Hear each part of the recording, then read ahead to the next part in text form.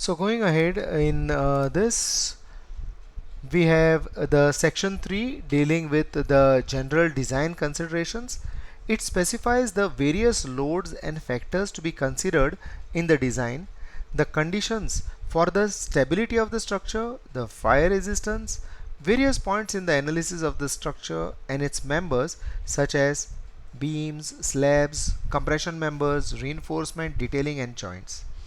First thing it talks of in clause number 18, the basis for design. The aim of design. Why do we design?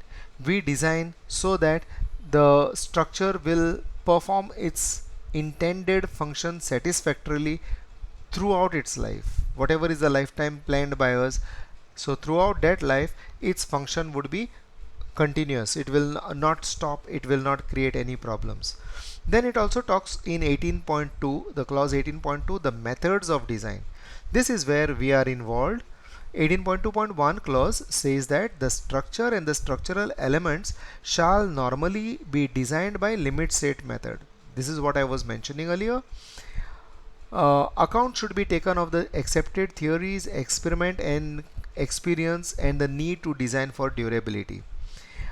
Further part in 18.2.2, what is important is where the limit state method cannot be conveniently adopted, working stress method may be used.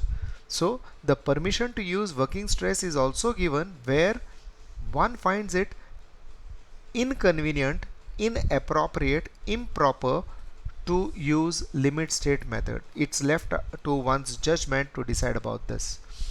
Now it goes further in clause 19.7 with the loads, the various types of loads.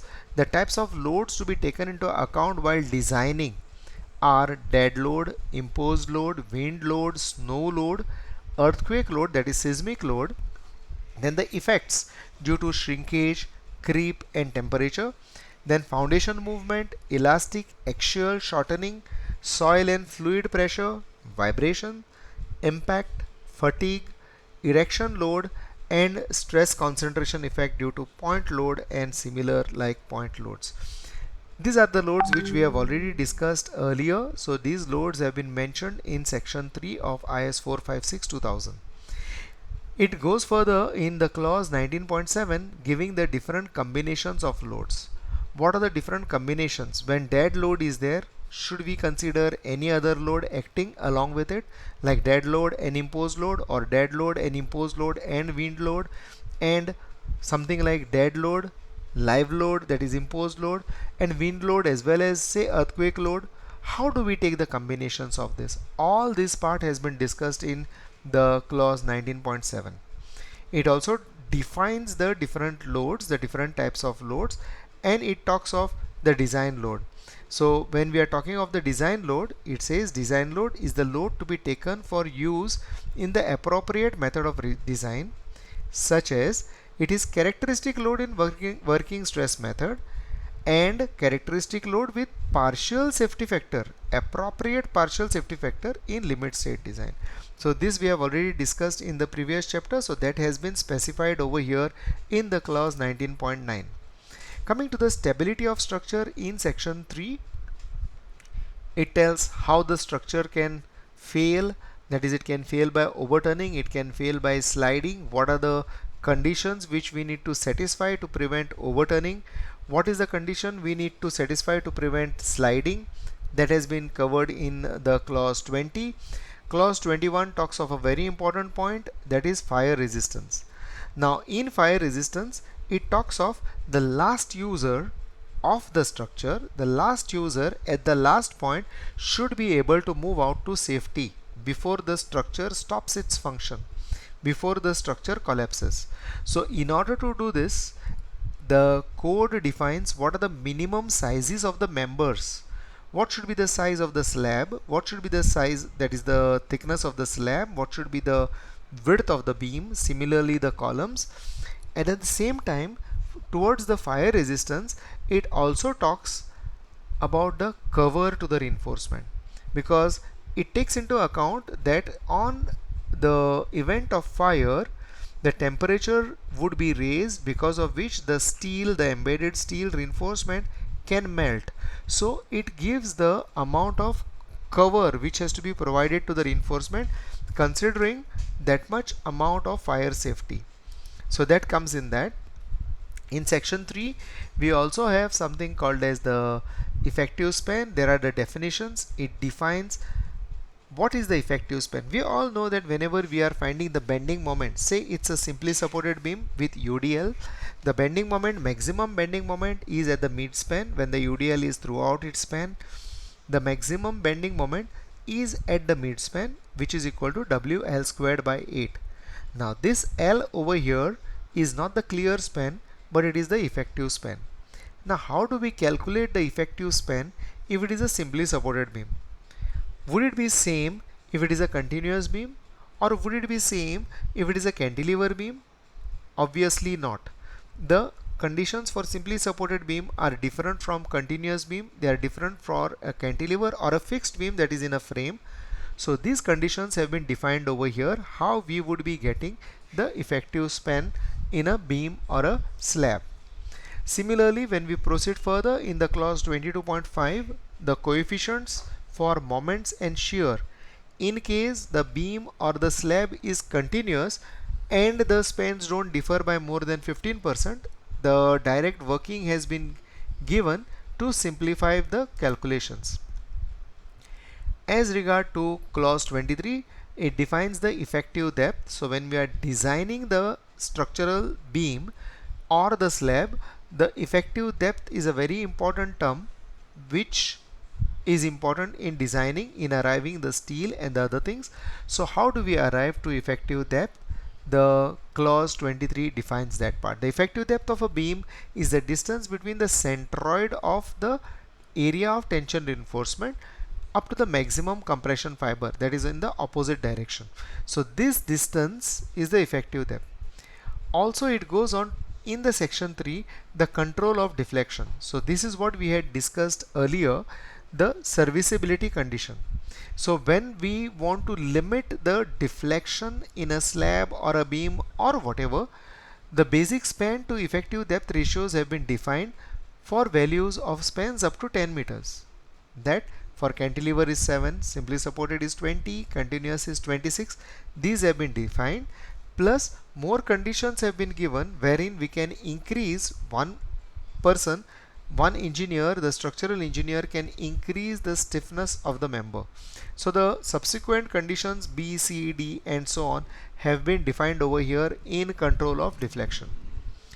Coming to compression members, in section 3 we have the compression members. Primarily compression members are columns. So column, when we are talking of what is a column, has been defined. What is a short column and what is a slender or a long column has been defined based on the parameters of the effective length to its other dimension, the cross-sectional dimension. Then the columns are subject to eccentricity. Now this eccentricity create moment in the column. Eccentricity multiplied by the load create moment in the column. So whenever we are designing the column, we have to give a check for minimum eccentricity. How is that to be taken care of has been defined in clause 25.4. Then requirements governing reinforcement and detailing is continuing from there further on. Then we are coming to the cover of reinforcement. Just a few minutes back I had mentioned that whenever we are trying to take care of fire, the safety of the occupants, the reinforcement is given a cover, the thickness of cover. So whenever the reinforcement is given the thickness of cover, it is keeping in mind this fire criteria. So how much fire resistance has to be offered to that particular member, thinking that the cover is provided. Also, if we remember, sometime back I had mentioned in the durability condition there are different levels like mild, moderate, severe, very severe, extreme, and our condition which we are referring right now is very severe. Can the cover for a structure in the mild environment be same as the one for very severe environment which is subject to water, salt, sea water spray? No, obviously not. The things have to be different, the cover has to be different. So all that has been defined in the clause 26.4. How much should be the nominal cover, clear cover to the reinforcement has been defined over here. The two clauses, durability as well as fire, are very important. So they are the ones which deal with this cover. And then when we see over here, we see that table 16 over here talks of the exposure conditions on the left hand side, and it says the nominal concrete cover in mm to be provided, not to be less than whatever. So that has been already defined from durability requirement. And in table 16a, just below that, we have nominal cover to meet specified period of fire resistance.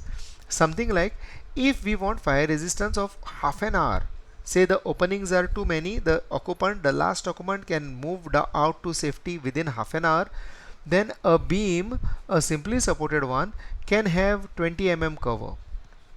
A slab can have 20 mm cover, column can have 40 mm cover.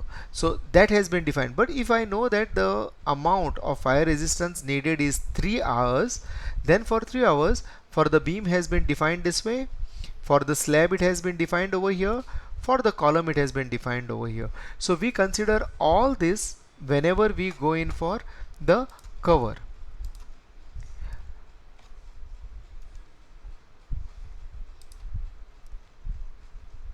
Coming to the next one, let us understand the section 4. The section 4 deals with the special design requirements for structural members and systems. Special design requirements may be something like architectural effects, or maybe those which are not covered in the previous section. Now when I'm talking of architectural effects, it can be something like concrete corbels, or it can be deep beams, and the likewise. So similar to that, so whatever is not normally encountered in RCC, all those things are put in the special design requirements. It can be even flat slabbed or slabs or ribbed slabs and things like that. All those are covered over here. Other aspects which are covered over here are staircases, how the staircase would be designed, how one would be taking the effective span of the staircases, from where to where, those things have been defined over here. And the design of footings, the foundations, that also has been defined in this particular section, section 4. So when we are going to study this RCC subject, we are going to touch these two aspects over here, section 33 and section 34, when we are studying stairs and footings respectively.